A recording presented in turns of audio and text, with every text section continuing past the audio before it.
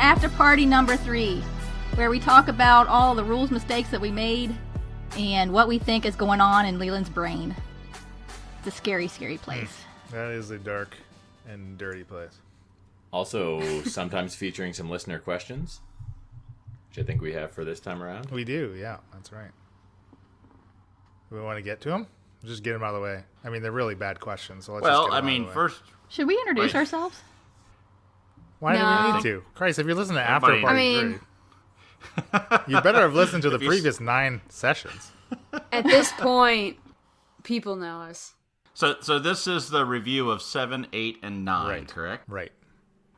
Okay, so if you've been listening, we 7 started somewhere in the cave on the way to Drakal, and I believe this is after you already were in the cave, correct? You and Gozer went in the cave. Bryn had already seen some things and came back. So 7 starts with you guys asking me what's in there, and then you trying to tell us what to do, and then Gozer and I are like, screw you, we're going to the cave.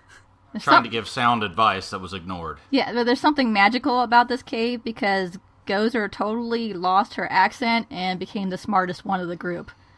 So what? Well, you lost your accent. Very much so. Yeah.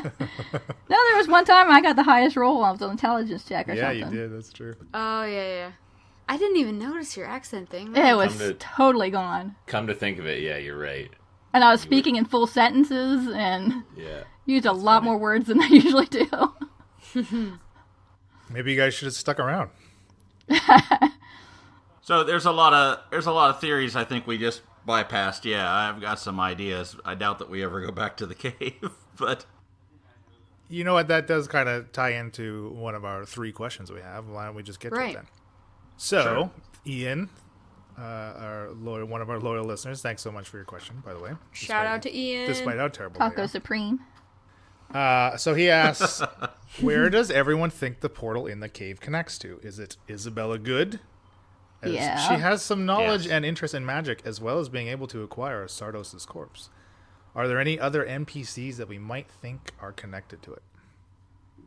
Yes, I do believe Isabella Good is the person who's taking the bodies, taking them through the portal into the cave. From her clinic. From her clinic after people die. And she's taking the body parts there and trying to put together these creatures. I think she's a witch or something. If she's not the sole perpetrator, she's at least like heavily involved because you've got, surgical cuts to take bodies apart and put them back together, and she has access to the corpse. So it does make me wonder if there is somebody else involved that we don't know yet. Like if she has a partner. Yeah, I mean, she makes it seem like she doesn't know much about magic, and that could be an act that she's putting on. But she made a sending stone. That can't be. That's what I'm saying. The book that you identified, would have killed you. Well, it requires that you have. So she would be way. Yeah. Yeah, she'd be way skilled. But she did, like you just said, Emily. She did make that. What was that calling it? That token she gave me that allows you to communicate from a. I called it a sending stone, but I don't know if that's what it is.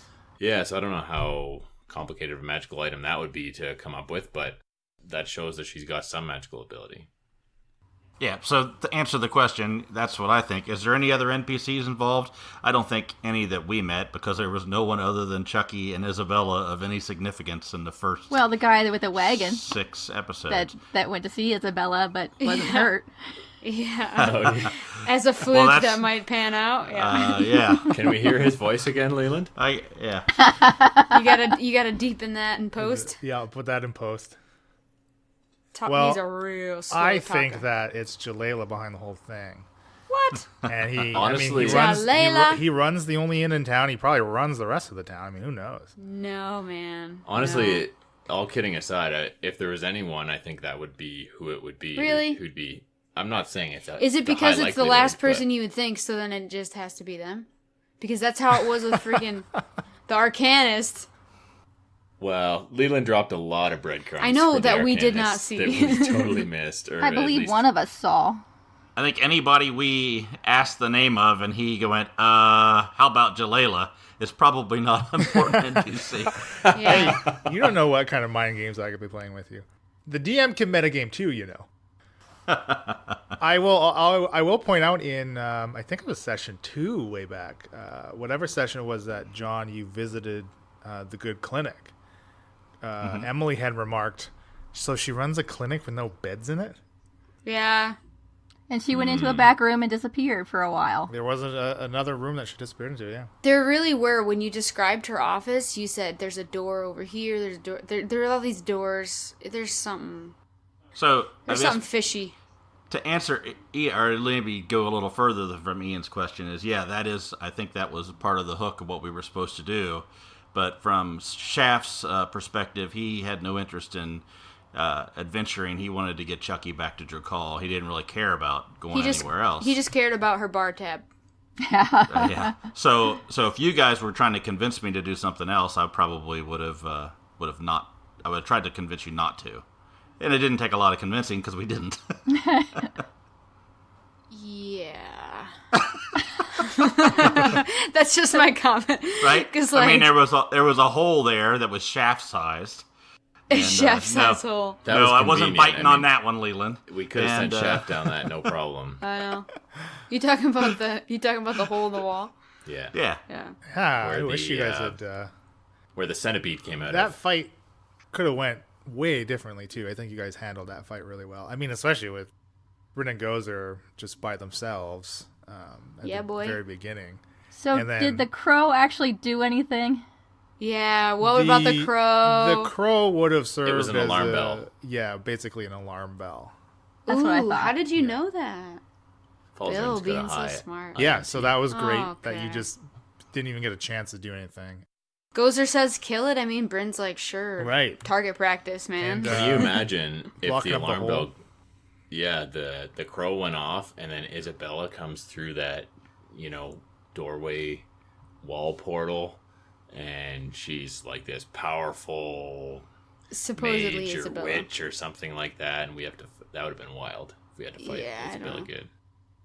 And she would have come pretty pissed off because of the bar tab. Yeah.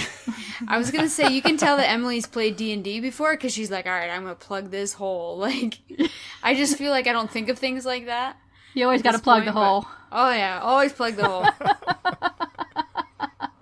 Well, you guys found a bunch of magic items in that cave too. Can I ask you a question? Why did you choose to have like living hands? Like, where did that come from? Well, listeners who have played in some of my games before know that I like to use a few things. They're like my own like staples that I like to use, and I just like crawling claws. They're called crawling claws. I just like them. Okay, but they weren't like actually Sardo's hands, or like one of them could have been, or two of them. The hands. I mean, Sardo's was still intact. They were missing hands. No, right? no. Like Sardo's body had its hands cut off. Oh, okay. Yeah, like you guys found like there the were pile no of bodies hands had in missing that hands. Yeah, I thought Sardo hadn't been cut up yet. No, just his hands. That's it. Oh, okay. Yeah, and like. Well, you know what they say: many hands make light work. Yeah. Like literally, that's why those crawling claws exist, right? They're created to serve these little menial tasks for whomever creates them.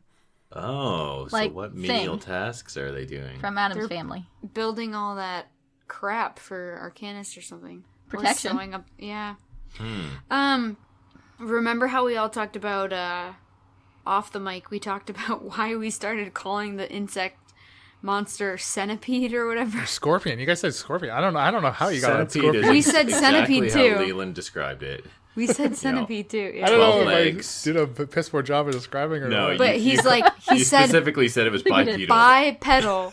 Yeah, I think and then Emily's like, listening. oh, let's get the little centipede guy. And we're like, centipede? That is not bipedal at all. That's the opposite. A classic buckler mishap. You falsered it. But I will say it was pretty satisfying when I killed that the monster, the last guy, with the 29 damage or something. And I earned the first bleep of the season. That's true. You one-shot my monster, of course. It was amazing. Well, so you guys found a ton of magic items in there, which was really your first glut of items I kind of dropped on you, right? Well earned, though. Gozer almost went down for the count there. She was pretty close. Yeah. And again, you guys were able to stagger that battle, so it was totally manageable, which was great. But that actually brings me to one of the first rule mistakes that I found in that batch was about scrolls in particular. You guys had found that scroll of guiding bolt, and I had said that anybody could read the scroll and use it, which is actually not true. Rules as written, you have to be or have a spell list, and it has to be on your spell list to be able to actually use it. Otherwise, it's unintelligible to the reader. So, which was born from a misprint in the first printing of the Dungeon Master's Guide. In one section, it says it literally says, anyone who understands a language can read this scroll. And then when you look under another section in the book, it actually clearly states the actual rules where you have to have this on your spell list, blah blah blah. So I don't like that. I think it would be cool if you guys all were able to use scrolls. So I'm going to change that rule for our campaign. Not that it has come up, because I think we kind of forgot that you guys had that scroll. Because yeah, to be honest, we did. I don't even know who's carrying it. I assume Falzarin has it on him. Well, I would think so. Falzarin's been known to forget that he has items. Right. The absent-minded professor. So basically, what I'm going to rule, and it's actually it's the same rule if you tried to if you tried to use a scroll that was of a level for a spell slot that you did not have access to, like Falzarin right now. I think if you try to cast a 5th level scroll of Fireball, you would have to make this check to be able to use it properly. And it's just it's a difficulty check, an intelligence check of 10 plus the spell's level to be able to actually use it. So what I'm going to do is, if you are using a scroll of a spell that is not on any spell list that you have access to, you will have to make that roll. You will have to make a DC intelligence 10 plus a spell level roll to avoid a scroll mishap. I had a question about that. If you make the check, then no mishap, and you fire the spell off, whether or not you actually hit with it, or the save gets, my monsters save on the save, depending on what the spell is, right? Nothing bad will happen. But if you don't make the check, then the scroll mishap, there's a random table where something bad could possibly happen. Okay, so that answers my question. I was wondering what a scroll mishap is, but it could be one thing. Yeah, it's gonna be a D6 roll. It's actually a variant in the Dungeon Master's Guide, and I think I'm going to tweak the table a little bit, but they're all bad stuff. It's a mishap. Something bad could happen. Right. Yeah. So Gozer still couldn't use a scroll because she doesn't have any spell slots. No. She can, but she has to make that DC intelligence 10 plus a spell level. Right. To avoid the mishap. So it's just easy for everyone to use scrolls. So a cantrip would be DC 10. Basically, yes, exactly. But if you are spending your money buying or creating scrolls for cantrips, that's money not spent very well, in my opinion. But why would people not want to use Mage Hand? I guess you can. Okay, I could see use for a scroll of Mage Hand. That's true. The scrolls are still one-time uses, aren't they? They are still one-time use. That's what I was gonna say. Oh, it's still a one-time use, so that roll really needs to hit, or else you're screwed. I believe Falzarin can copy that scroll into his spell book, though. Because he can't, because Guiding Bolt is not on the wizard spell list. Oh, okay, right. Wizard spell, he could. Yes, if it was a wizard spell, he absolutely could, as per written under in the wizard class. I'm not going to tamper with that, but I did send Falzarin a few house ruley-ish rules, how he could create his own scrolls, and I gave him a pricing guide and the time that it would take to make one, depending on the level, and et cetera, et cetera. I didn't realize these scrolls were one-time use. That is why they are as cheap to make as they are. Okay. So basically, I took some of the the regular items or the regular like magical item pricing guide that the DMG gives you. It's very loose depending on the rarity. And for consumable items, as a rule of thumb, that price is halved if you were to buy something of that rarity. So that price you see on that table I sent you, Bill. I don't keep calling you Falzer. Bill, that's okay. That because scrolls are considered consumable, that's half. But now remember, for you, I think I added in that note I sent you that your wizard school, the discount you get on copying evocation spells into your spell book, you get that same discount if you're going to create a scroll of evocation. Aw, alumni benefits. Yeah. I mean, again, we didn't really need to get into it, but I don't know. Does the School of Evocation call them every couple months for donations? Yeah, I mean, I get that. Well, that's where the discount's really going. I mean, you exactly. pay for it one way or the other. Okay, cool. Yeah, I like that. I think that could be fun. Well, and I mean, we've had this discussion before. I don't know if we've had it on mic, but just the discussion of making a gold actually worth something and worth getting and having something more to actually use your gold on. So you can basically, this gives, besides an overpriced room. I mean, I was gonna say, it gives you a means to turn gold into spell slots, basically. I mean, there's been other rules where you would do things like have to buy spell components, but we're not using components. No, we don't do that. They're fixing your weapons or your armor would be something else right. that you would use, but we don't do that either. Falzarin turns his nose up at a bag of holding for 500. So Falzarin doesn't come like on. a goddamn thing that I put in front of him.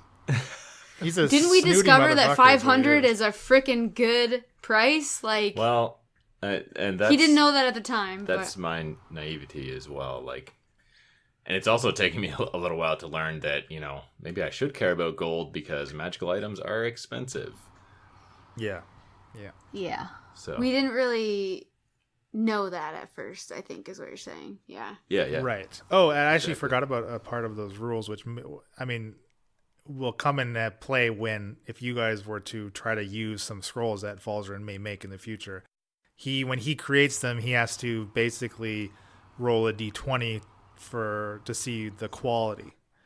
And that will also impact, so that's going to impact that DC number for when you guys use it. Obviously, the higher quality, the lower the DC. Yes, kind of. But more likely than not, the worse the quality, the harder it will be to use it. Because, he's got chicken scratch writing or whatever it is. Right. But that also is going to impact the resale value for any scrolls he may want to use. Create and then maybe sell back, because he can create like a scroll of fireball at a discount because of his wizarding school and maybe get some coin out of that. Nice. So Falzarin's going to disappear from the campaign for like a week and just go sit in the cabin and turn out a churning, a spell churning out business, making spell scrolls at 50%, selling them for. You could set up shop. You could maybe take over Sardo's shop. Hey. There's too many magic shops. And, of course, the higher level scrolls, he wants to make the more expensive they get and the longer they take to actually make, too. So, and Bill, that's not necessary. When you look at that table, and that time is not it's not all one sitting, right? You could block it out. Like, right, you can come back to a scroll you're working on. So what I would suggest for you, Bill, is, again, I'm giving you these rules now, but we have like sessions already recorded for like another month, right? So you're not going to be, listener, you're not going to be hearing Falzarin make any scrolls anytime soon. Just FYI. But I would suggest, Bill, when you want to make a scroll, get yourself an index card and start. The index card is literally your scroll. So that you could put the spell of whatever, right? The spell of the scroll, right? Mark off the time you've already spent. And also you can keep track of the quality once it's finished on that as well. Yeah. And also remember, when you create, they're based off of your stats. So you also will want to write those down because those may change. Again, I guess for all this shit we didn't really need to record, but that's good. It's good to know that. Well, I mean, basically, it's pretty cheap making first level spell scrolls for Falzarin if they're evocation. I mean, it costs 50 gold for a level 1 spell scroll and 2 hours to make. Yeah, that's not bad. Now, some of the, like, if you go by the time it suggests in the DMG, like, it would take you, like, I think by the time you got to, like, a level 3 scroll, it would take you, like, 10 or 15 days to even want to do that. So I kind of sped it up a little bit, but we'll see how balanced it is. Okay. So you did some, you attuned stuff. I think we sort of went over that in the episode, how that worked. And then we left the cave, right? Well, we didn't talk about, like, there was a portal, right? We found a portal in the cave. Well, we did just found a doorway. We found a doorway, yeah, you're right. That we suspect. We know that nobody else came in and out of the cave from the entrance, so whoever was bringing all the pieces Sardo's body there was fresh, and yeah. Yeah, and that had to, whoever brought that there had to do it very quickly, because we sort of ran out of town pretty soon after killing him, and the body was already there, so, and we sort of talked about our theory on that, right? Right. We had a question about, Ian asked another question is, where do we think the portal connects to? I think maybe we kind of covered that. That. It's somewhere. Isabella Goods. Perhaps Isabella Goods' clinic, quote. Yeah. Right. Okay. Let's see. What's the next question? Okay, how about when did Bryn and Shaft find out they were both working for Detmer the Dwarf? Seems like maybe Shaft mentioned Detmer's name early on, but in character... I did. Didn't notice if they mentioned they were both working for him. Yeah, I mentioned his name to see if Bryn was going to say anything, and she did not. I did not. I think that, to think about it in character, Bryn heard it, thought about it, wanted to keep that information to herself. And then as we're entering Drew Call, and I'm recognizing where we're going, etc., I think she just really liked that element of surprise where she looks over at Shaft and she's like, you know, the Dragonborn like knows her as well, and she's like, kumquat. So I think she liked being like in your face, especially like right when she puts her hand on the paper and it's green and she's like, yeah, in your face. Like that's just kind of what she was doing, like, duh. Yeah, but you're the newbie. You've only taken one job, right? I have taken several jobs from him. This was my first assassination. Oh, okay. Yeah. Right. So I think the listener knows that. Shaft does not know that, though. So, like, I, in the moment in character, was like, I've been doing this a long time, potentially implying that I've killed other people. You wouldn't know that as Shaft. I think from Shaft's perspective, I've been in Drakal for at least 2 years working with Detmer, and would have ran into you at some point in time. And, maybe. I mean, you never know. Well, right. I mean, I think from his perspective, you're new. Right. She's a sneaky assassin. Well, and Bryn, it was not. It was less than a year ago. I think we had said it was only 5 or 6 months ago that you had left the Phalaren Forest. Yeah, so it was definitely like smaller jobs and quickly getting like advancing, I guess, or becoming more serious towards the assassination route, which is what I chose to take when I became level 3, right? So it sort of is in keeping with me leveling up and getting more experience and things. So that was when Shaft name dropped. I think that was session 4-ish, right before you had even captured the Arcanist. And so I viewed it as, well, I mean, Shaft is just doing his shtick and bullshitting, trying to get the Arcanist to just come with him. And so he just, as if Shaft just, said a name that he literally could have said any name, especially come to Falzarin, right? But, having already seen kind of the way Shaft has operated a little bit, Bryn stopping, especially in the middle of this confrontation, saying, whoa, Shaft, you just said Detmer? Huh? I know Detmer too. Like, no, she's not going to do that. She's definitely not going to do that, of course. I mean, it's in her benefit to keep that. I don't know. I was checking. Yeah. See, so I liked it. I viewed it as, Bryn is just being Bryn, and as she's just closed off and she's calculated, and she's not going to be like, just let it drop right away without having most of the information that. Yeah. I think it was like calculated, and then I think as the episode played out going into Drukal and meeting with Detmer, I I don't know. Bryn's kind of show-offy, like, and charismatic, and, like, I don't know. Like, she just doesn't want to be told what to do, and, like, she doesn't, like, we've said this before, she doesn't really work with other people well, so... I don't think any of us work with each other well. We're all together because of this podcast. Yeah, I like the fact that the characters don't necessarily like each other. Or they don't dislike each other. They have their own interest.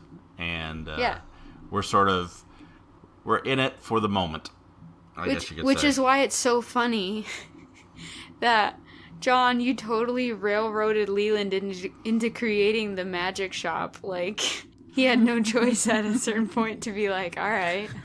Yeah, that was funny to listen back to and be like, oh, okay, well, John just created a magic shop and a couple blocks away for Leland to now populate into the world. What's the name of the magic shop? Magic. Yeah, I love that's great. I think I'm trying to think of exactly how the sessions were divided for actual play sessions. I'm pretty sure sessions 8, 9, and 10 were one of our 3-hour play sessions.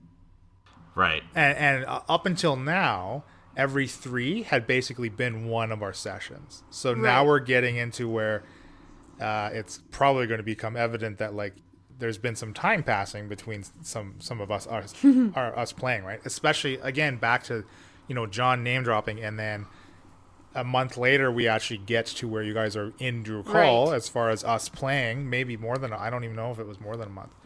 And especially when in the beginning, for all these beginning episodes, we were recording them, yes, but we didn't have an actual date set for release. We were still in the gearing up stages. Hell, we didn't even know if we were going to be putting it out really, right?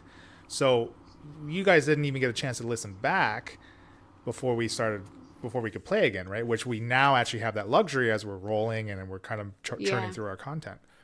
There's always a little bit of catch up for sure. And there was definitely one of the episodes today, I think it was episode 9, where you ask Bryn a question and Bill's like, and I'm pretty sure it was a bathroom break or something. Oh yeah, you had just ran off or something. I had to get up and go. Well, because I'm looking at my notes, and then I look up as I'm asking the question. I'm like, oh, she's not there. Yeah. So I mean, it happens. You can't play for 3 hours straight. I mean, I can't. No, and it was fine because it was literally just an offhanded thing that I was easily able to brush past and move on to something else because it was mostly a flavor question. That's the peek behind the curtain there. It's like, yeah, I was going to the bathroom. Well, and back to trying to figure out where the divide on these sessions are as far as our play session, because if 8, 9, and 10 was one session, then for 8 I had stuff prepared, and 9, 10 I was just spitballing basically because you guys you zigged when I thought you might zag kind of thing. So. All right. Yeah, I get the impression that we do that pretty often. We do that every time. I'd say that's probably pretty typical of every D&D session. Totally. Right? Whatever's prepared is not what happens. Yeah. Yeah, I don't know if I'd ever want to be a DM. You really got to be able to think on your feet. Maybe you should prepare something you think we would do, like lightly Doesn't prepare, matter. and then do the opposite. Doesn't matter. We'll do whatever. We'll go a different direction. I think we talked about this before too. Literally, yeah, it doesn't matter. It's fine. No, it's cool. I mean, as long as it's still fun and it still sounds good, then I don't care because I like the on the fly stuff. I mean, it's how I'm going to make the most mistakes. One, obviously, and I'm going to be listen back and be like, man, I could have fleshed that out way better. I wish I had done this. So it has its pros and cons, right? I think if you're a new players, like we're sort of gearing this podcast towards, and somebody who hasn't DM'd that much, the important thing is to have a couple waypoints in your story where you're trying to lead the party, and then let it sort of naturally go those directions, right? If it starts going way off, then you got to somehow lead them back in to that waypoint that you have. So add an NPC, add something that, makes them have to go back the other direction without it seeming like you're railroading it. And I think that's the key to good DMing. I agree. But I would also say that even if it feels like your players are railroaded back onto the path that you had prepared, if that's how your group is going to have the most fun, then just tell that to just say that to like, guys, let's get back onto here because like this stuff is cool and I think you're going to really like it. And I think you're going to have a better time doing some of this stuff. Which is why it's funny that all this orc stuff is like really standing out when we re-listen. Because I don't think I wrote anything. Like, I wrote Gorlock down. But I think there's more to it than I was paying attention to. Maybe John and Emily, because they had more history with orcs and stuff, but... Well, that does lead us to Ian's third question. Thank you, Should Elena. I take a little exception with the way it's worded? Okay, well, here we go. I will not paraphrase. This is verbatim. I'm an expert segue artist. Verbatim question. Why did Gozer get so panicked like a little baby by the dead half-orc on the horse? Oh, I'm sorry. That was me. Okay. I embellish a little bit. I'm sorry. Verbatim. Ian is throwing shade at Gozer. Why did Gozer get so panicked by the dead half-orc on the horse? Was it because anything that would threaten a half-orc's life could be a threat to her own? Or does it have more to do with the fact that he was a member of the destroyed clan? Yes. Is it possibly proof that the clan she thought was destroyed could still be around? Yes, maybe. You're just saying yes to all of them. That's it? Yes. Gozer was not panicked. She was concerned. Concerned that something killed a half-orc, and being a half-orc herself, could therefore be killed also. So she didn't want to stick around where something had just recently killed something as tough as a half-orc. So a baddie was potentially around that was strong enough to kill that half-orc, so Gozer's like, I need to get out of here. And it was a little spooked that it was from a tribe that was supposed to be gone. Right. Extinct. Can someone explain to me why orcs being in the south or like out of the mountains, like why that's a thing? Like I don't, it's not common knowledge to me. Like why are orcs, Norks, why are they a threat? Like what, why are they from what I understand, marginalized? They usually just don't venture far from the mountains, right? It seems like they're so it's unusual an for outcast, them to be. though. Oh, yeah, I don't know. Well, again, the orcs in Aspara are a little different than your standard orc. If you were to look it up in the monster manual, as orcs are very nomadic and they kind of range to where they find food and where they can procreate.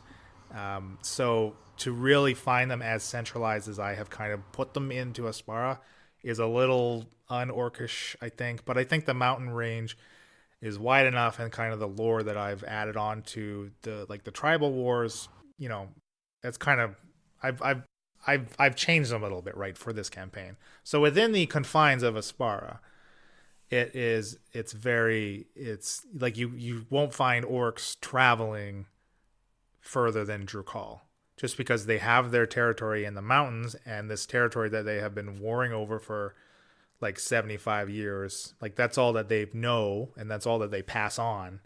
So to see them kind of engaging in activities outside of that is very unusual, especially from Gozer's point of view, being born and raised in that environment.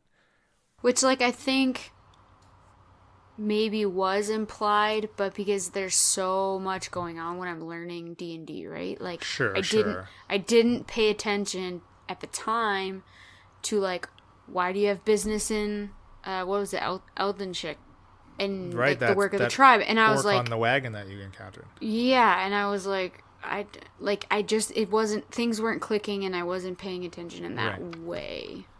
Well, and there's also not just the orcs traveling south and east from Drukal, but the strange marking that you have now seen twice. The facial tattoo. Yeah. The Mike Tyson tattoo. But that's only an odd marking to Gozer and I, because all of them are odd markings to you guys. Right. Well, yeah. Sure. Well, sure. But I basically, mean, they're Post Malone or something. Like, I don't know what's going on. But maybe I didn't do a good enough job of really explaining how like foreign and alien this mark is. Even compared to like tribal markings that maybe an orc would tattoo themselves with. Yeah, maybe I didn't get that across as well as I should have. Oh, so it's different than a tribal marking. It is. I thought it was a tribal marking. It is distinctly different than a tribal marking. Time out. So we're like talking alien, like outer space? Okay. Well, alien as in like, not Weird. normal kind of thing, right? Like All of a sudden we're in outer space. Well, I mean, D&D has an outer space. I mean, they have other planes of existence, and like there's still like space. Like space still exists in Dungeons and Dragons worlds. Speaking of the orcs and stuff, though, Gozer kind of gave us some information. Like, she said, "I'm my own tribe now." Like there's something to that. Our characters don't really care enough to delve into that. And I don't know that Gozer would share that. Yeah, exactly. That. Yeah, but there's something there. A lot going on in Gozer's backstory that you all don't know yet. Yeah, the listener knows, and we have no freaking clue. Do you want to know?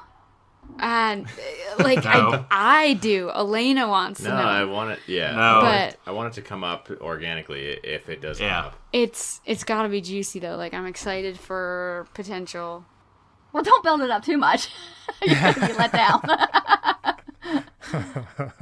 Well, I don't know. Like a mysterious clan is pretty interesting. I don't know. Sure, and I mean, it's not like the players are discovering it with the listener, really, because if they've listened to the background stuff, then they're gonna get a lot of that. They know that stuff about Gozer, right? Yeah. Yeah. I just think it's cool. I think it's cool that the listener has behind the scenes. Yeah, no, I do too. It's difficult to figure out how to really treat the listener because, like, should we treat them as omnipresent as a DM would be? Obviously not, because I have things that will be revealed to both the players. We treat them as royalty because they're the best. They obviously are the best. So I don't know. It's hard to. I don't know. It's difficult to find that line, I think. Like, I mean, there's some things that we've discussed that we want to start doing that I like. I think they're cool and we should try them. But the implementation is kind of weird the way we've set things up. But we'll do it. But like another instance, like I'm sure the listener knows who Horik is. Like Horik was mentioned. Right. We have no clue Shaft did who say that is. Yeah. And I was just saying off mic before we recorded that, like, I totally forgot that he even dropped the name Tobias in there. And interesting, huh? Yeah. Tobias, is it Tobias Forge? Did you say? Yes. Yeah. Yes. I like that name. It's got a nice ring to it. Well, that's the thing, right? Like, does that have any significance whatsoever? I don't know. We don't know. Maybe it does. Maybe it doesn't. It's some sort of personal information. Personal information about our characters is so few and far between that there's little hidden gems throughout that some people will get and some people won't, and I think that having a little bit of depth to those kind of things is funny. Yeah. Well, spoilers ish. Like the next batch of episodes, we're gonna get some nice Bryn backstory action. So definitely, that's right. Yeah, definitely. Which is cool. And Falzarin's not interesting enough to have anything about his backstory, so I'll just completely glance over that. We're like, Heraklion, is that even part of Aspara? Like, whatever. It's an island. You gotta come up with a lake setting for us with something at the bottom of the lake, Leland, and then we'll get some more. You'll get your time. You'll get your time to shine. I got some things. Now Elena is hearing too much. I don't want to work with this. I can't handle it. Do we want to talk about? We had another, I guess, a couple questions from. Well, Super McDads does not count. He obviously hasn't listened because we've answered those questions. Did we? Yes. Yes. Yeah, we did at the very beginning. But okay. Yeah. Well, anyway, we had a Twitter question. He did say he's not caught up, but I think he means I haven't listened to a single episode. So. Exactly. That is exactly what he means by that. I haven't listened at all, but I have questions. We can't say for sure if he's actually a listener or not. But Bill, New Zealand's sort of like Hong Kong on the map, right? Based off of these questions, he definitely didn't listen to character creation or world lore at all. So he asked if we've, what was the first edition of D&D that we played and ever tried any RPGs. So for Elena and I, never played any D&D, never played any RPGs. Which a loyal listener would know is all I'm saying. I started with 5e. I've only played 5e for D&D. I have played other RPGs. We played Paranoia, and we played End of the World, where John made me cry. What? Just putting it out there. No. Oh my god. We played, End of the World. It was a... Did you cry in character, or? Yeah. Alien Invasion. Yes. And so we have a son, Tommy, who was 12 at the time, and he had in character... Well, because you play yourself, so it's like you're putting yourself in this situation. Oh, and okay. We were on vacation, and Tommy was with the grandparents, and Tommy tried calling us on the phone because all these aliens were invading and people were being killed all over the place, and the phone cut out. Oh, no. And I started crying at the table, and everybody's like looking at John, like, "How could you do that?" You bastard! Yeah, that's it was great. That's the You're recommendation so into I've it. heard for those is just like leave like loved ones just completely out of it when you're playing. Yes. So that was a rule the we implemented for the second time we played that. The beginning of the second time we played it, that was the first thing we That's talked hilarious. Really? about. Nobody else exists. That's cool. That's wild. I've never heard of that. Brutal. Well, I started with 4th edition for Dungeons and Dragons, and I played Fiasco is one that I really love. Downfall's super cool. Shadow of the Demon Lord's pretty rad. Tales from the Loop is pretty fun too. That's an interesting system. So I don't know. I haven't played that many, but my fair share. Yeah. I feel like making up a fake name on the fly because those all just sound unreal to me. But we'll It's go with it. mind-boggling how big the RPG world is. Yeah. Yeah.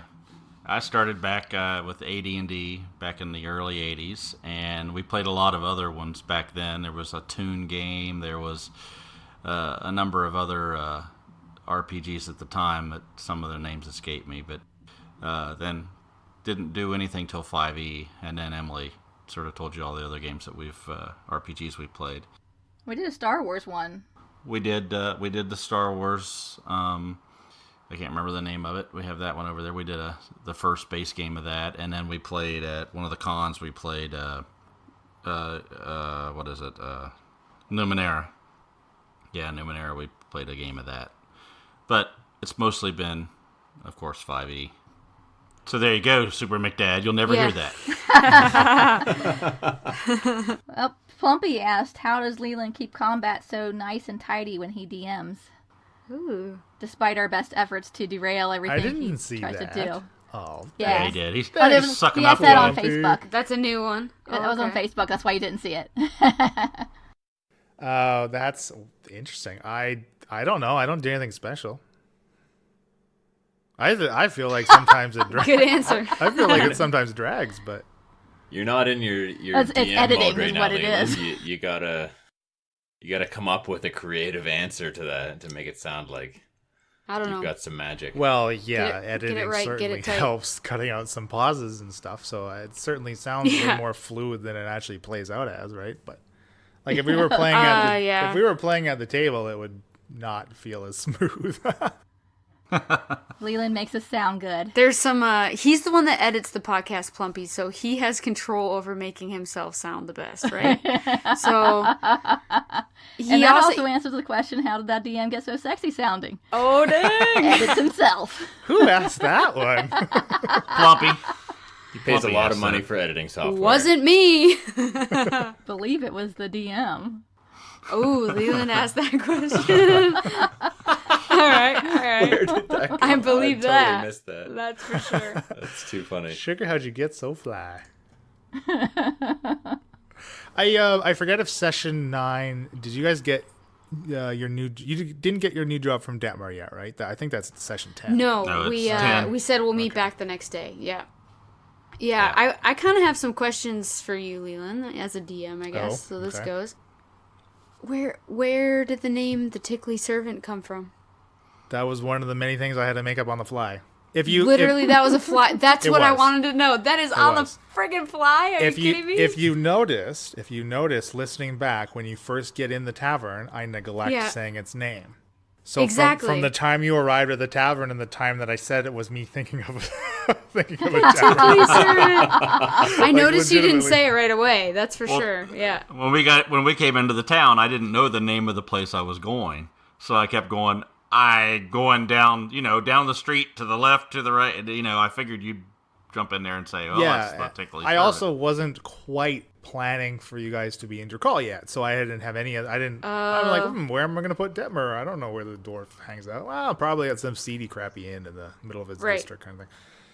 It's amazing to me that you have to think of this stuff while you're also talking to us while we're talking. Yeah, like, it's DM. Freaking incredible. Like, I'm telling you, it may seem like there's not lots of downtime, but there's actually lots of downtime where you guys are role playing amongst yourselves that I do have, like a DM has he the just time ignores to us. kind of. It doesn't seem like Yeah, it, I don't pay attention yeah. to what you guys say anyway. So I tend to pause and see if you fill in the blank. If you don't fill in the blank, I'm going to make a magic shop. Right, exactly.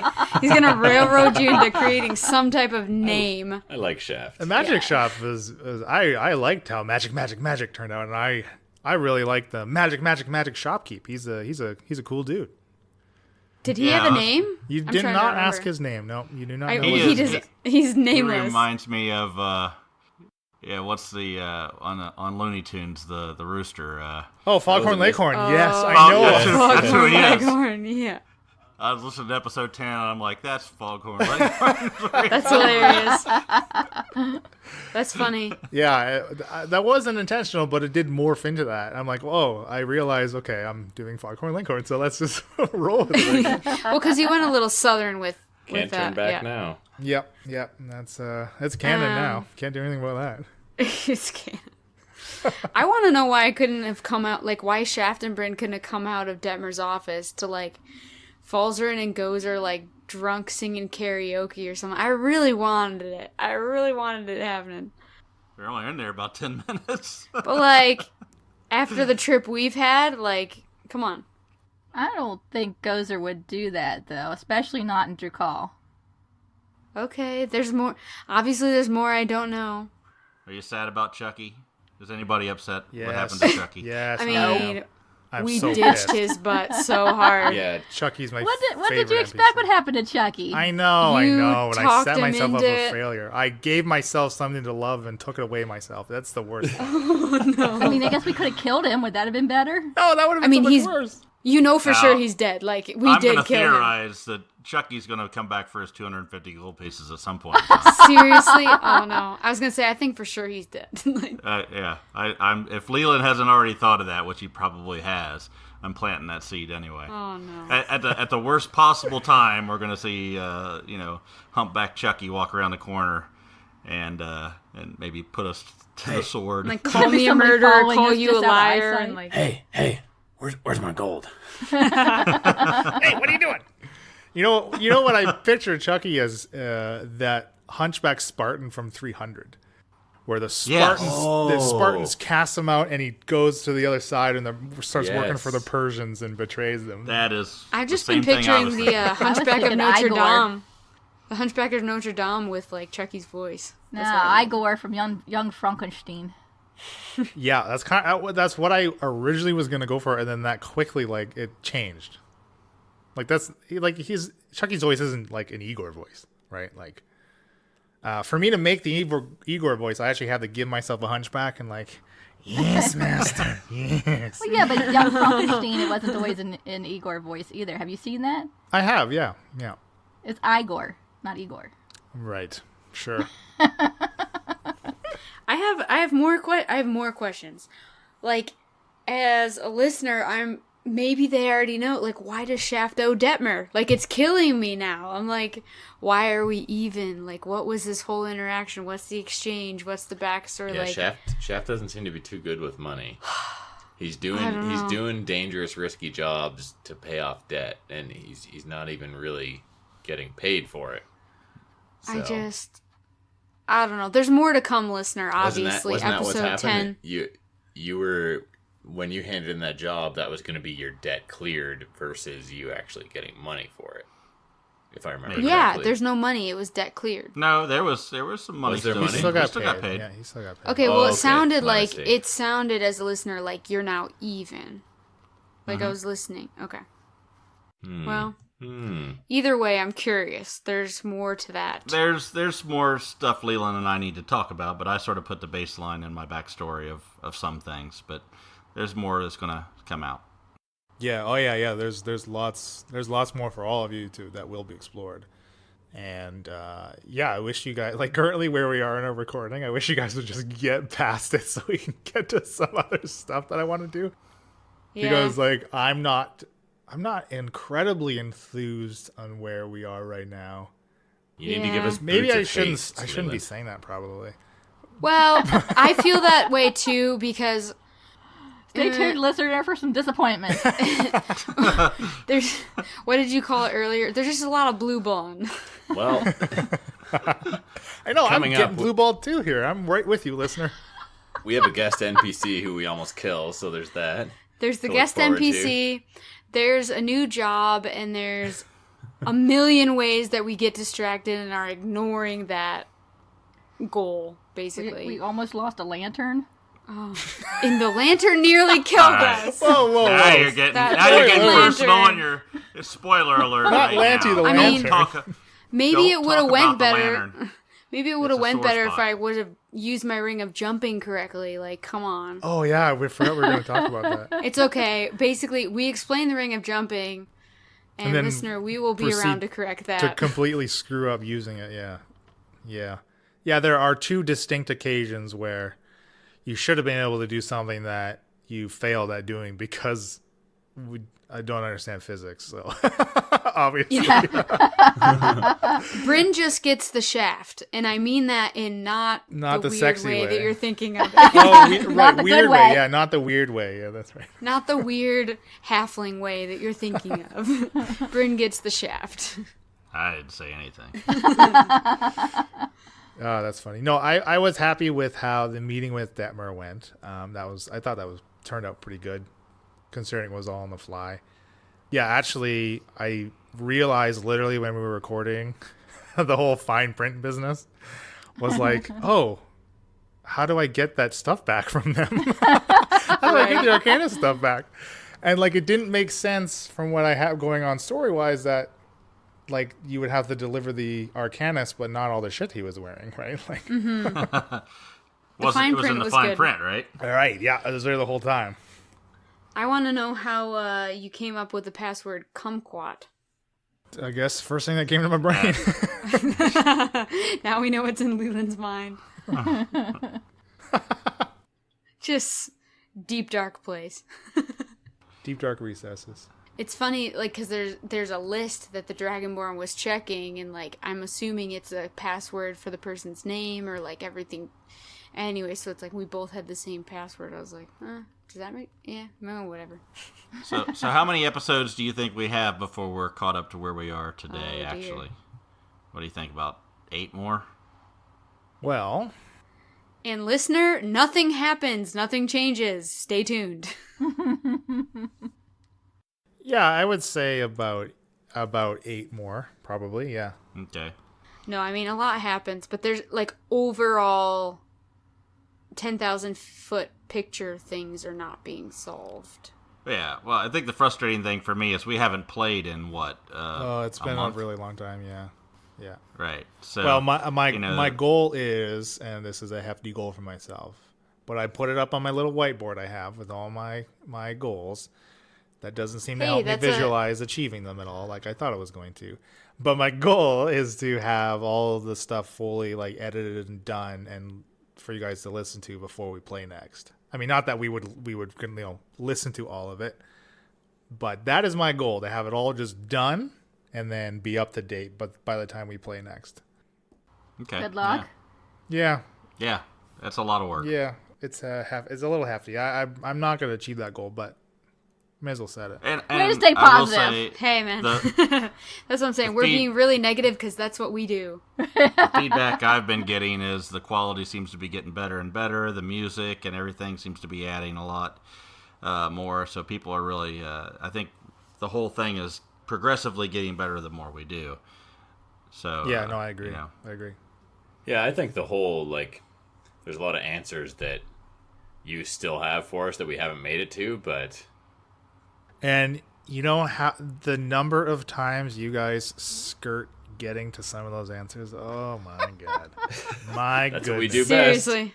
That's what the after party's for, so we can talk about it. Yeah. Like literally the next 3 sessions, like the next after party 4, I'm gonna be so frustrated with some of the ways you guys go. After party 4 is gonna be fun. I was pretty mad at Gozer coming up, I'm pretty sure. So. Oh yeah, Bryn was mad at Gozer. Yeah. Like Elena was mad after that session. Yeah. I don't remember there's why. a session. Well, there's a session coming up for sure where like Bryn doesn't hit the broadside of a barn. Like it's terrible. I think that's session. So I was pretty session upset. 11. Yeah. Yeah. It's frustrating as the player, but I mean, I think I'm learning to embrace the failures as well. That's all part of it. Yeah, that makes for it to be interesting. It makes it more interesting. Well, things that's screw up. why there's dice. That's what you say when they Exactly. say, "Oh, well, they got a good personality." I mean, come on. A good personality is very important, right, honey? Ooh. Gee, sure. Oh no. Does that mean if people tell you have a terrible personality that you're really good looking? Does it work the other way around? I mean, Asking for a friend. Does it? Does it? asking for a friend. Not necessarily. We're just digging this hole. All right. Was that it? Was That's there all any the questions? questions that anyone We else had has one more any question we didn't listener answer, questions, but or- Yeah. I mean, the question is, what makes Bill so handsome? Oh, Is it because he's flanked by Leland and John? I think Falzarin Who submitted that asked question. that question? I Is don't that remember. another bullshit Super McDad Did Bill question? ask that question? I didn't ask. It was JT because Yeah. Oh, that's right. that started our series of staring contests. Oh, Oh, right. that is so The Twitter annoying. staring How do I contest mute for that? those listeners. I think it just died out, but we can always start it back up. I stumbled across that like 24 hours or more after it had been going on and was like, what It doesn't help. is happening here? Emily, it We doesn't got help over when you're... 40 stares, but the thing is, it kept the original post up front, right? The more we reposted to it, Oh, right. the more. So I was just using JT to get us more Just exposure. getting the interaction. It's a He marketing didn't even ploy. know it. It's all marketing. I was shafting JT. Brilliant. Oh boy, One of these days, JT will listen. I doubt I'm it. not worried. Well, wrap it up. Wrap it up. Yeah. Yeah. That's all I have. I didn't have any. Yeah, I other- don't think there's much more we can. I think we hit that episode, 3 episodes, pretty good. We hit all the questions. Yeah, I mean, 789 was ultimately a bunch of kind of gearing up. Like, I feel like not much really happened. I mean, I guess we made a lot of progress in There were Drakal, there were little things. Well, I mean, we really did close out the chapter on like the first 6 episodes. Really, the whole Arcanus thing. We really did put that to bed now, right? And now we're kind of Yeah, he did. transitioning into other things now. Yeah. I think we're more getting a little bit backstory on the characters, and then we're getting ready to actually start working on the real point, the real story arc of this campaign. The Paladins of Colstis. Again, if the story arc is an actual arc, you guys are like a zigzag on the same graph, kind of bouncing around it. Sometimes hitting it, sometimes going way down away from it, and sometimes coming right back up. Can you tell us where we currently are on that arc? You guys are, okay, if the arc ends in the east, you guys are in the west. Okay. All right. That's what I thought. In true Incorrigible fashion. Like, you Wouldn't guys have it any literally other way. went the opposite way I thought you were going to. All right. Yeah. The story arc is the mean, and we are zigzagging many standard deviations away from it. Well, there's actually quite a few arcs. I mean, there isn't just one arc. There's lots of things that you guys can encounter and do. And as you guys are doing what you are currently doing, everything else is continuing to move forward that you were not interacting with. So all these things that I thought you may have interacted with are still proceeding. And you guys will just see some consequences of things that you didn't realize are consequences of some actions you did not take. So that's just how the world works. That's true. So I have a question. How do you guys feel we're doing? I mean, when we started this whole thing, the idea was to, of course, just have fun and play the game and record it, and who cares, where we go and what we do, as long as we have a good time. But the other point was to sort of teach the rules as we go, show that it's not an insurmountable thing if you've never played before, and sort of let people learn the rules as we go through Elena and Bill's eyes, I guess, in a certain sense. How do you feel we're doing? The farther along we go, and we, episode 9, 10, 11, do you think we're doing less and less of the teaching, or do you feel that we're still doing a good job hitting on those teaching moments, even that far into the sessions? I think if nothing else, I think we're showing people, and I'm finding out that D&D is really not as complicated as it would appear if you pick up a player's handbook or, had no help trying to learn the system. I still feel like I don't know a whole lot about D&D, but I'm successfully playing through a campaign. So, if that's what people have some hesitation about, then they shouldn't worry about it, because it's not that complicated, really. I mean, I guess it certainly helps that, we have a DM who knows the rules relatively. Mostly. Yeah. And we've got you two as well, John and Em. But I feel like any questions we have, we ask. Yeah. And oftentimes we'll be like, you don't have to keep this, but we keep it. It's in there, and we don't really talk that much off mic and recording about rules during the sessions or anything.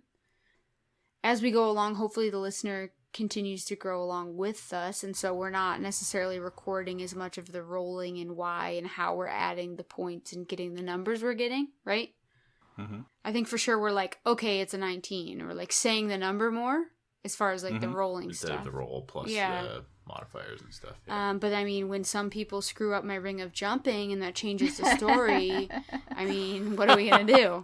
See, it's that ring of jumping's fault that you guys just keep missing this arc. Ring. You just keep you can't quite jump high enough, and you just keep missing grab. Well, I personally think that we are deviating quite heavily from the original intentions. And I don't believe that we are doing as adequate a job as we possibly could of keeping the whole teaching aspect of it in play. Of course, we do explain rules as they come up and as we encounter them, which was the point that we wanted to do. Because otherwise, you don't want this half an hour of explanation of how to do stuff, and then 20 minutes of playing, and then 10 more minutes of explanation as you hit some new rules and shit, right? So we're avoiding that, I think. But it is, like you said, Elena, it's we do expect that sect of our listenership who has never played these games before to grow as well. And it also does not help some of the gaps that we have between our play sessions, as Bill and Elena are also still trying to learn. And when you don't play a game for a month, it's very easy to forget some of the small stuff and some of the right. And we do. Sure. Well, yeah, exactly. But that's also part of this game. I mean, yes, as easy as it is to learn, it is a complex game. There are lots of little things that you are going to miss, right? There's lots of things that you probably may have never even read, even reading that player's handbook from front to back, just because there's so much information. Which I have done. Yeah, you have read that sucker. You've read every word of that sucker, so? I'm sure. I haven't even read the whole book. His nose just grew 2 inches, if the listeners can't see that. So I don't know if that is also how some listeners may feel. I hope not. I mean, I don't know if it's just I feel that way because I think personally the after party really adds, because we are digesting, thinking, hearing back, and explaining. You're right. I really do think if someone's not listening to the after party, I think they are missing out on a lot of good stuff. The after party is where we can sort of explain our intentions, our thought process. It's a really cool idea that I go over some rules that we may have mixed up a little bit or didn't spend enough time explaining. I think solidify how this works, how that works, this mechanic, that mechanic. Oh, that actually reminds me of another rule a mistake I made when Gozer stomped on one of the hands. I said it was an unarmed attack, which is a regular unarmed attack is just 1 plus your strength modifier in damage, which we will do correctly in the next batch of episodes. It actually did come up again, and we played it correctly somehow. But I let you Gozer roll a d4 plus your strength, mainly because I wanted you to get the effect of one shot stomping one of these hands that you wouldn't have been able to do enough damage had I just allowed you to do the 1 plus your strength. But really what I should have done is just let you one shot stomp it, even with that 1 plus your strength, right? So just in case if anyone else picked up on it, that rule we did play incorrectly in that instance. But sometimes the story is more important than the rule. Well, yeah, everyone always says the rule of fun, right, is really what you should be playing under. Right. But again, that's also one of the areas in which we are we never have touted that this podcast is a rules as written podcast. There are lots of podcasts out there that do tout themselves as being rules as written. And I think it's good that we do not. I don't think that should ever really be a concern, especially for new players. Like, honestly, if you're unsure of something, make a call, look it up later, right? Everyone always says that. It just doesn't I try not to tout myself. I don't know about you guys. You try not to what? Tout myself. Okay. It just seemed funny. It's a funny word choice you used a bunch of times. Oh. It was the appropriate word. It's an appropriate word. I'm just making fun of Leland. I'm sorry. So yes, all this garbage out. What the fuck else is new? So that is where my feelings of us not really living up to our original mission statement come from, because there is something intrinsically linked to not playing rules as written and also trying to teach somebody who's never played the game, right? Those are two conflicting ideals in my opinion. Mm-hmm. But I do think that playing and handling the things the way we're doing them is the more fun way to do it. So I think if that was the way to be taught, that's the way I would want to be taught. Part of our intent is not necessarily to teach every rule of D&D down to the minutia, as much as it is to show someone who is in my shoes, where I'm passionate about board gaming and tabletop gaming, but I've always had a bit of a hang-up for role-playing games, and hopefully this show will show someone like that you know what, it's a lot of fun, you should maybe give it a shot. So I think we're doing a decent job of that. Emily, John, what do you think of that question? Emily. I'll let Emily go. Yeah. I think it's good to try and get close to the rules, but like you said, you don't want to stop play and spend 15 minutes looking up what the rule actually is. You just go with what works with the situation. Also, we're finding that things that we learned when we started playing were not right. But we still played that way, and we played that way all the time, and all of a sudden it's oh, that's not how you're actually supposed to do it. Yeah. But it worked either way. Exactly. John? Yeah, I think for me, there's been two distinct ways that I've played role-playing games. One has been more of a war game where you speak about yourself in a third person. It's more of a dudes on a map kind of thing. There's a lot more battling. And I always wanted to do more of a role-play type game where that's secondary. It's more theater to the mind. It's more you being your character, playing your character the way you're thinking through your character's eyes, making the actions what your character would do, causing the controversy. And that's what I'm getting. Gozer never causes controversy. Yeah, I am enjoying playing Shaft because I'm constantly thinking about how he would do things, how Gozer would do things, and I'm having a lot of fun with that. And I think one of the things that people tend to be afraid of when they are going to go play a role-playing game for the first time is you always hear, oh, do you dress up? Do you have to get together and make silly voices and things? And I think that keeps a lot of people from wanting to do it. Yes, they make me do voices, listeners. I don't want to. They make me. That was a big hang up for me, and for sure. I don't make a voice. I try to talk as though I'm Falzer, and sometimes I do a good job of that. Sometimes I don't. Occasionally, you sound like Shaft. That's true. When I'm whispering, I sound like Shaft. I think what it takes a couple people to sort of break the ice there and say, hey, we're just having a good time. You can be sort of stupid, funny. You can do things that are unexpected and have a good time with it with your friends and not have to feel like you're, out of place or anything. I think that once you break the ice there, it really brings role-playing to a new level. And I think that's what I'm hoping our podcast will do for others. Oh, for sure. Emily does the opposite of what I want Gozer to do, like, every time. So, it's like, I'm going to stomp in there, and you're like, oh, dang it, like, stop it. But it's a character, and it's fun. True to Gozer. It adds. Yeah, so I have said on record that I hate Gozer. I'm pretty sure we've recorded that, and it's out there. So I hate Gozer. But I have realized very recently that I hate Shaft more. so Gozer is Gozer. Gozer is an axe to the head, right? Very inconvenient and could probably kill you. Yep. But Shaft is the little tick that falls on you walking through strolling on a nice sunny stroll through the woods that you don't realize it's under your skin until you can't get it out. So you got Lyme disease. Yes, and then you got Lyme, and then you got all kinds of diseases that Shaft is giving you. Shaft is known to spread diseases because he's such a used car salesman. Ugh, I hate it. Schmarmy. Yes, schmarmy, exactly. Thanks. And John's not too far off that. That's what I deal with every day. I don't know. Bill and Elena were just down here. How do you think? You think I'm a used car salesman? I couldn't tell the difference between you and Shaft.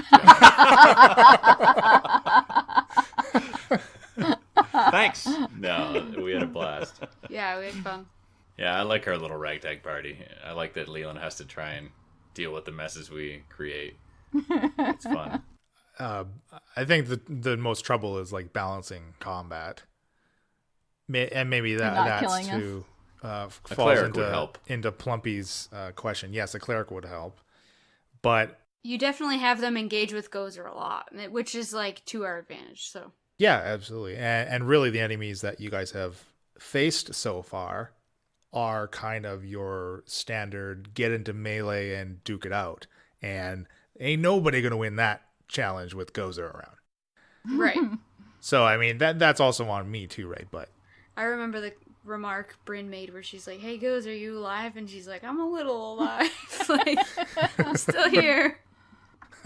I'm having fun. This is the first chaotic evil character that I played, and I don't know if I'm playing it exactly chaotic evil, but I'm definitely got the chaotic part, I think. Are the rest of us just neutral or what? What are you, Shaft? Chaotic neutral. Okay, so we're all chaotic neutral. No, I'm chaotic good. Oh, you're good. No wonder I don't like you. But I don't like evil either. It's hard to deal with. You'll see coming up. It's hard to deal with Gozer sometimes. It's just terrible. And I'm having a hard time sometimes keeping in mind that I am chaotic evil because every other character I play has been good. I think you do a fantastic job, so. Oh, there are times that I could have pushed it a little farther. Yeah, but I think there are a lot of tropey ideas of what a chaotic evil character acts and is like. And I don't think they're all necessarily good or accurate. I mean, really, evil, you're kind of out for you and you alone, and there's no morals that are going to stop you to achieve whatever is good and best for Gozer.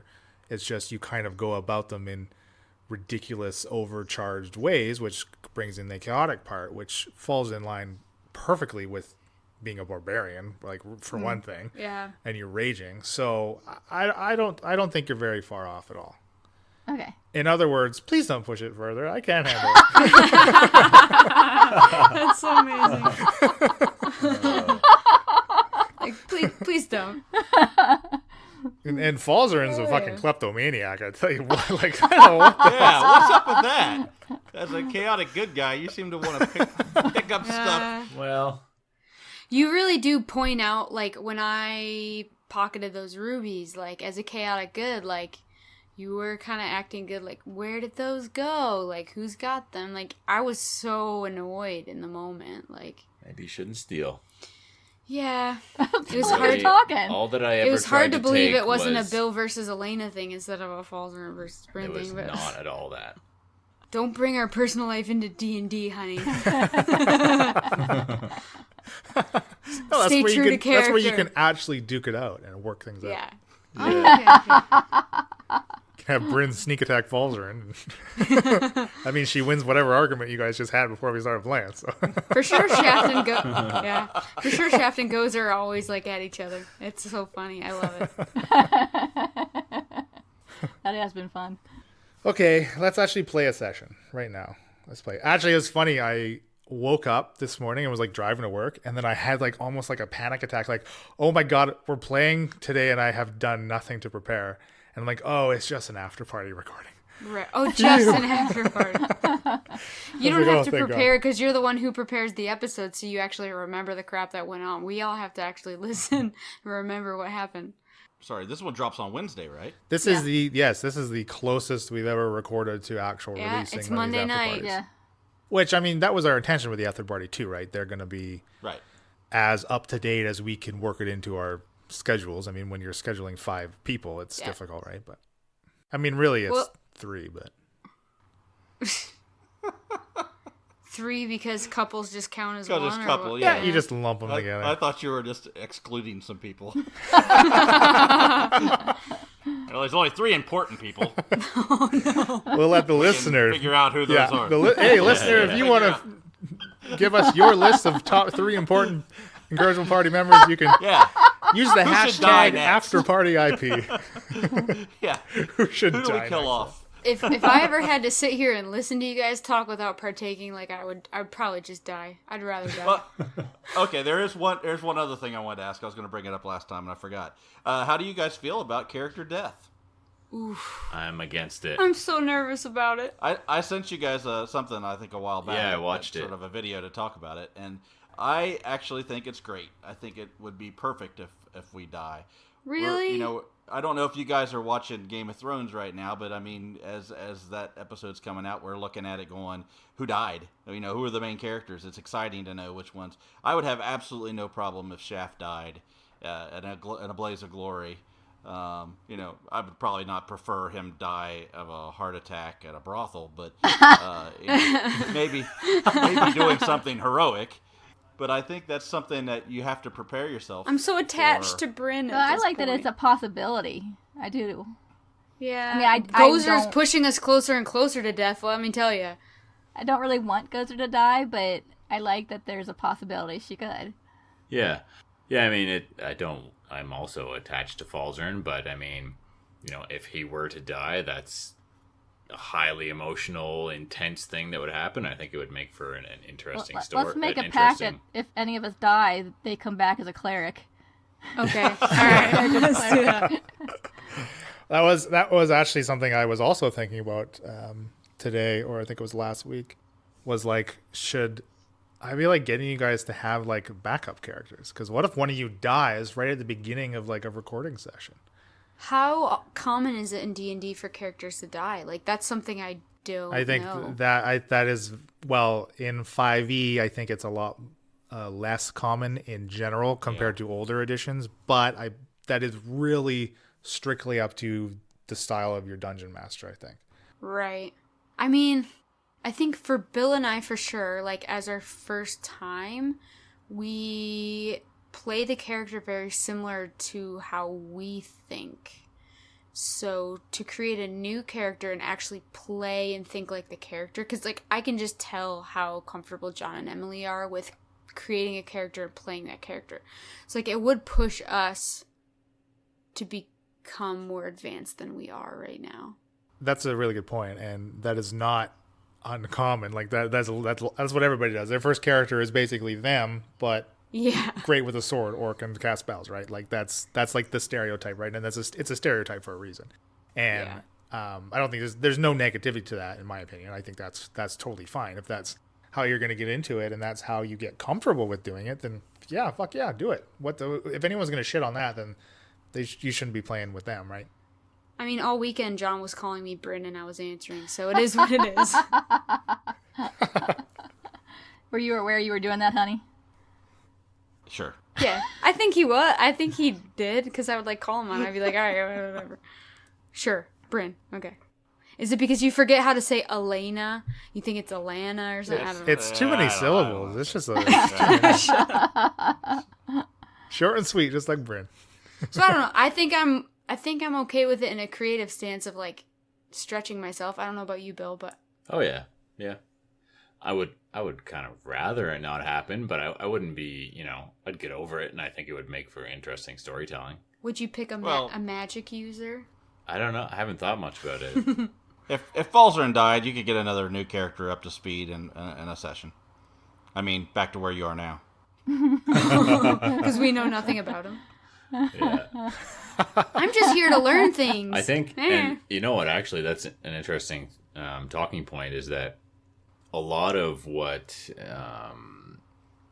my emotional investment into Falzarin has not at all come out in the campaign. Like, it's been talked about privately between me and Leland and all of the backstory that I created for Falzarin, and some of it came out in on mic in our first episode of the World Lore and Character, or no, the whatever one that was. Yep. Yeah. But yeah, that's the part that like I where my heart is the effort that I put into all of his backstory, and it hasn't really even. A lot of it hasn't come out yet. Because our characters don't care. I'd be mourning for that more than anything, that I didn't get to flesh out all of those juicy tidbits that I built into Falzarin's backstory within the campaign. Yeah. And that's how I feel about, in general, any of your characters die. I mean, Falzarin in particular, just because we haven't quite gotten to spotlighting him like we have with the other three, currently where we are. Not release schedule, obviously, but currently where we have recorded.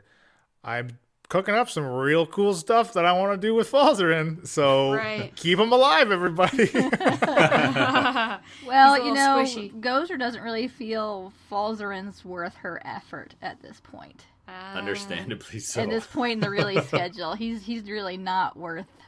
If there's ever an opportunity, he could choose, like, you could choose to share with us and be like a more, because you're also chaotic good, right? So like you could choose to open up where like a lot of us are very closed off. Yeah, and I've that's something I've been, trying to make myself think about, creatively think about how I could work that into a session, because I think it'd be interesting.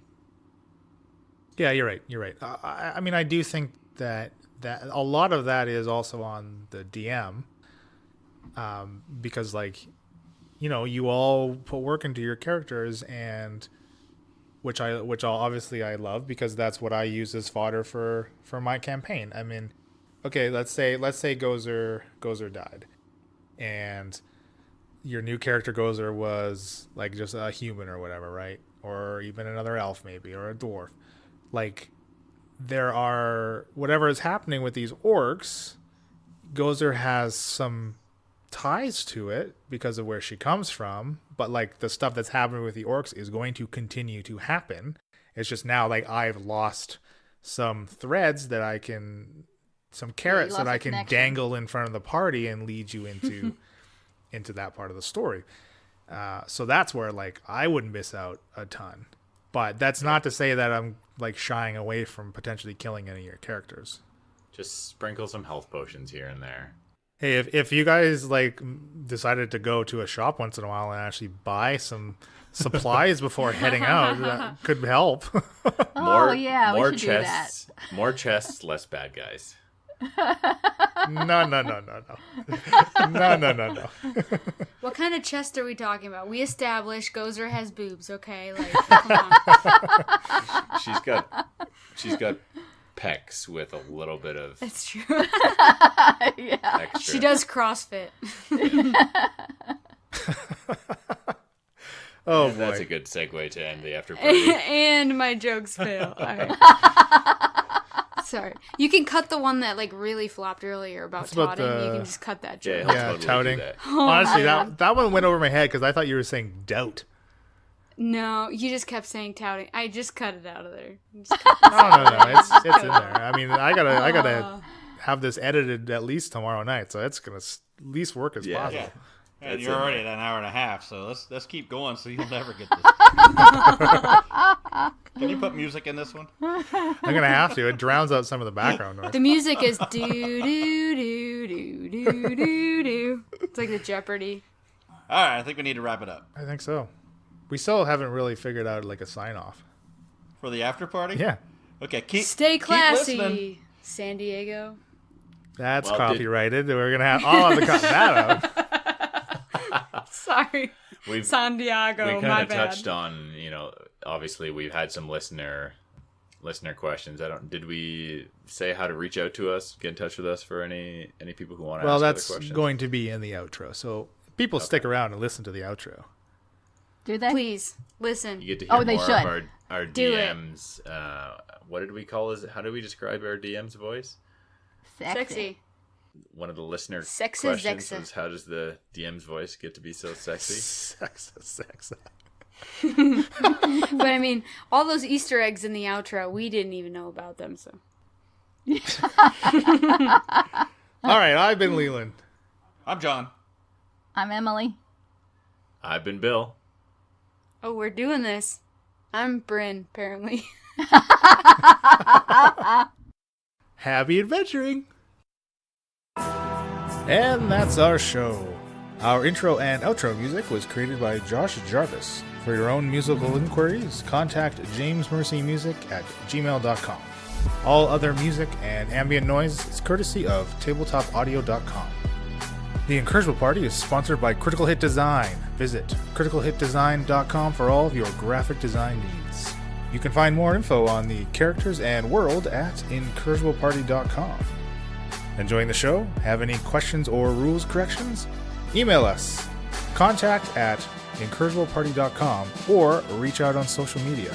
The Incorrigible Party on Facebook and Instagram, @IncorrigiblePar on Twitter, using the hashtag AfterPartyIP for a shout-out during our behind-the-screen after-party episodes that drop every 4th release. Happy adventuring!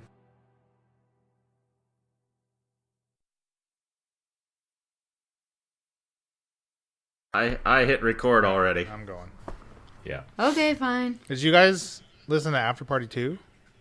Yeah. The final? I put in those bleepers at the very end. Did you listen to all the way through? I haven't listened to I did. Okay, busted. There's bloopers. Yeah, that's funny. Yeah. So I haven't- that little minute and a half that John had said, hey, we should throw this in. I mean, I put it after the outro. I didn't really know what. I didn't want to. Oh no, I didn't listen to that. Oh man, I Yeah. gotta re-listen. It's like it's a Marvel post-credit scene, so you guys should have stayed to the end. Dang it. I Yeah, see, I tend to haven't check listened out to- before you mention my company. We should probably tweet something about that so that people know. I don't Like, know. put- I think I like it. Well, I'm just saying, Nah, put a that's fine. It's a post-credit little scene Easter on eggy. this one. Yeah. Okay, we'll put an Easter egg on this one. Well, I don't have any. Well, maybe I can find something. I mean, you could put this as the Easter egg. If we were recording it, which we're We're recording. Emily, you're not recording? What? Oh, Emily. Emily. That's a blooper right there.